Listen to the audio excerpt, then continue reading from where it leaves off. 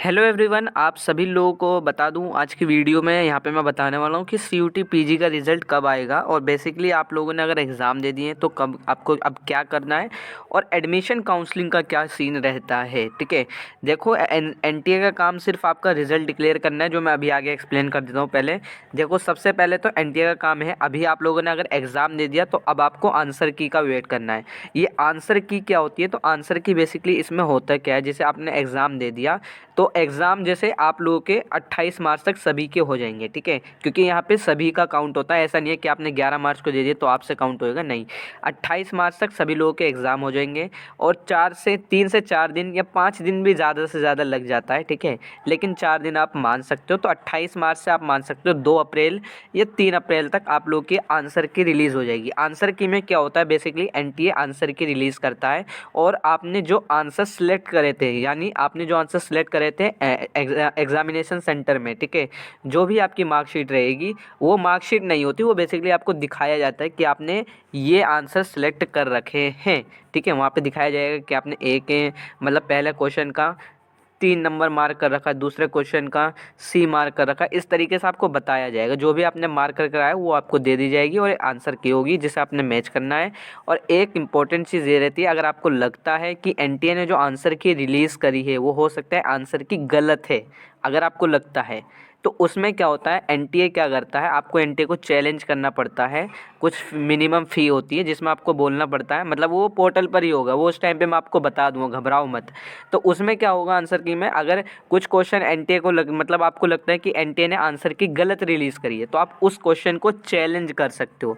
तो क्वेश्चन आपको चैलेंज कर सकने का मौका मिलता है, ये होती है आपकी प्रोविज़नल आंसर की। तो प्रोविज़नल आती है, देन उसके बाद आपकी फाइनल आंसर की 1-2 दिन बाद दोबारा अपडेट हो जाती है। फिर उसके बाद क्या होता है, तो आंसर की मैंने आप लोगों को बता दिया, आंसर की आ गई। आंसर की कब तक आएगी, मान लो 3 अप्रैल तक, मैं मान लेता हूँ। ठीक है, ज़्यादा से ज़्यादा 3 हो जाएगा, 5 अप्रैल तक आपकी फाइनल हो जाएगी, 6-7 मान लो। ठीक है, अब रिज़ल्ट आपका कब तक आएगा, तो रिज़ल्ट आपका जैसे 28 मार्च को पेपर एंड हो जाएगा। ठीक है, तो रिज़ल्ट आपका ज़्यादा से ज़्यादा अगर रिज़ल्ट आएगा 15 अप्रैल से पहले रिज़ल्ट आ जाएगा। ठीक है, ये बहुत ज़्यादा मैंने बोल दिया, लेकिन 15 अप्रैल से पहले रिज़ल्ट आ जाएगा, क्योंकि आपका जो पेपर है वो सीबीटी मोड पर हुआ है, तो इसमें ज़्यादा टाइम नहीं लगता रिज़ल्ट आने में। अब यहाँ पे रिज़ल्ट आ गया, पहले क्या स्टेप होगा, आपने एग्ज़ाम दे दिया, हो गया आपका एग्ज़ाम, आंसर की आएगी, आंसर की होने के बाद आप लोगों की यहाँ पे बेसिकली रिज़ल्ट आएगा। रिज़ल्ट के बाद आपकी काउंसलिंग स्टार्ट होगी। अब काउंसलिंग की बात एक बार ध्यान से सुन लो, ये जैसे दिल्ली यूनिवर्सिटी का पोर्टल है, काउंसलिंग के बारे में अच्छे से ध्यान से सुनो। काउंसलिंग में होता क्या है, बेसिकली मैं आपको बता देता हूँ।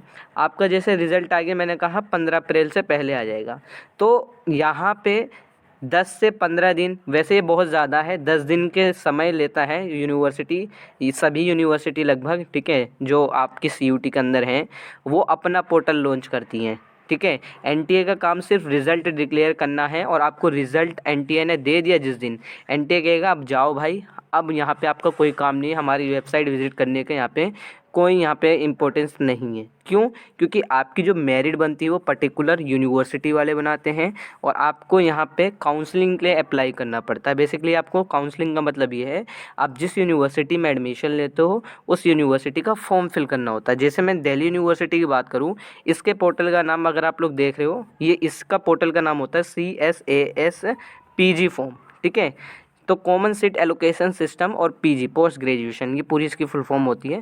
तो ये CSAS PG फॉर्म जैसे आपका रिजल्ट आ जाएगा तो उसके कम से कम 5-6 दिन बाद, ठीक है, 10 दिन से पहले मान के चलो, आपका एक पर्टिकुलर सेपरेट फॉर्म आ जाएगा, चाहे वो DU का हो, चाहे वो JNU का हो, चाहे वो BHU का हो, या चाहे वो इलाहाबाद यूनिवर्सिटी का हो, या जितनी यूनिवर्सिटी CUT के अंदर हैं। ठीक है, CUT PG के अंदर, तो यहाँ पर्टिकुलर काउंसलिंग फॉर्म आएगा, तो आपको उस काउंसलिंग फॉर्म को फिल करना होता है। जैसे मैंने आपको यहाँ पे DU का काउंसलिंग फॉर्म की पिक्चर दिखा रखी है, इस तरीके से दिखता था 2023 में। अब एक इम्पॉर्टेंट चीज़ और ध्यान से सुनो। ठीक है, अब ये ध्यान से क्या सुनने की चीज़ है, इसमें बेसिकली जो काउंसलिंग फॉर्म है, अब यहाँ पे देखो, जैसे ये मैंने आप लोगों को कहा काउंसलिंग फॉर्म इस बार का भी मैं कुछ नहीं कह सकता कि किस तरीके से होगा, क्योंकि इस बार जो अभी 6 सेमेस्टर का बच्चों का सेशन अभी पूरा नहीं हुआ है। ठीक है, तो काउंसलिंग का कितना लेट होगा, क्या रहेगा, तो ये अभी पूरी श्योरिटी तो नहीं दे सकता मैं, ये धीरे धीरे अपडेट मिलेगी। आप जिस यूनिवर्सिटी को अप्लाई करो, चाहे वो DU हो, JNU हो, BHU हो, इलाहाबाद यूनिवर्सिटी हो, या JNU हो, जामिया है अगर, ठीक है, तो बेसिकली CUT PG की आपने एप्लीकेशन फॉर्म फी कर रखी थी, पे कितनी, मेरे ख्याल से 1200 रुपये फ़ीस थी आपकी, ठीक है। अब यहाँ पे पर्टिकुलर काउंसलिंग फॉर्म आपकी, जैसे ड्यू की काउंसलिंग फॉर्म की फ़ीस होती है 250 रुपये। अब हर यूनिवर्सिटी की फ़ीस अलग अलग हो सकती है, 250 हो सकती है, काउंसलिंग फॉर्म 200 रुपये हो सकता है, 250 रुपये हो सकता है। जैसे अब NTA ने ये जो 1200 या जो भी फ़ीस ली थी आप, वो एग्ज़ाम कंडक्ट करवाने के लिए थी। और जो ये 250 रुपये लिया जाएगा, मतलब आपका जब रिजल्ट आ जाएगा, काउंसलिंग का जो फॉर्म होता है पर्टिकुलर यूनिवर्सिटी का, ये फ़ीस भी आपसे ली जाएगी हर बच्चे से। और ये फ़ीस नॉन रिफंडेबल होती है, ठीक है, इसमें बस आपको अप्लाई करना होता है, ये पेमेंट करनी होती है, ठीक है। बाकी अगर लिस्ट में आपका नेम आ जाता है, देन उसके बाद आप लोग फ़ी पे करते हो, एकेडमिक फ़ी, एकेडमिक मतलब जो कोर्स की फ़ीस होती है, तो ये बाद में प्रोसीजर है। तो आई होप आप लोगों को समझ में आ गया होगा। प्रोसीजर अभी बहुत सारे स्टेप बाय स्टेप प्रोसीजर हैं, ठीक है। अब काउंसलिंग का थोड़ा सा मुझे इस बार मैं देखो अभी अपने एक्सपीरियंस से तो नहीं कहूँगा, क्योंकि लास्ट ईयर क्या था, देखो काउंसलिंग में क्या होता था, पर्टिकुलर आपकी सारी चीज़ें वेरीफाई होती थी, आपका 6 सेमेस्टर का रिजल्ट। लेकिन अभी तो 6 सेमेस्टर का रिजल्ट आया ही नहीं, अभी तो पेपर ही नहीं हुआ बच्चों का, ठीक है, क्योंकि अप्रैल तक तो आ ही जाएगा, तो मई तक ज़्यादा से ज़्यादा जाएगा, ठीक है। ये काउंसलिंग फॉर्म जो पर्टिकुलर यूनिवर्सिटी का होता है, ये 1 महीने तक चलता है, ठीक है। तो बाकी सारी चीज़ें हम उस टाइम पे देख लेंगे। आई होप आपको समझ में आ गया होगा। अभी इतना ध्यान रखो, अभी आपकी आंसर की आनी है, ठीक है। लगभग 3 से 4 अप्रैल तक आ जाएगी। उसके बाद फाइनल आंसर की आएगी, प्रोविज़नल आएगी, फिर फाइनल आएगी, ठीक है। देन फाइनल आंसर की के बाद आपका रिज़ल्ट आ जाएगा, मान के चलो 15 अप्रैल से पहले रिज़ल्ट आ जाएगा। फिर यहाँ पे पर्टिकुलर एडमिशन काउंसलिंग स्टार्ट होगी। काउंसलिंग प्रोसीजर पर्टिकुलर यूनिवर्सिटी का होता है, ठीक है। NTA का रोल सिर्फ रिज़ल्ट डिक्लेयर करने तक होता है, उसके बाद NTA का कोई रोल नहीं है यहाँ पे, ठीक है।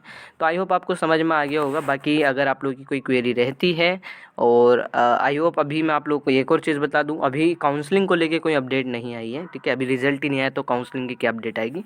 तो जब भी फर्दर कोई अपडेट आती है CUT PG या CSS PG या JNU PG के रिगार्डिंग, तो डेफिनेटली आपको चैनल पे इन्फॉर्मेशन मिल जाएगी, इंस्टा स्टोरी पे इन्फॉर्मेशन मिल जाएगी। बाकी अगर आप लोग की कोई क्वेरी रहती है तो आप मुझे इंस्टा पे मैसेज कर सकते हो, और बाकी फर्दर अपडेट के लिए आप व्हाट्सएप चैनल ज्वाइन कर सकते हो CUT PG के लिए अपडेट के लिए, ठीक है।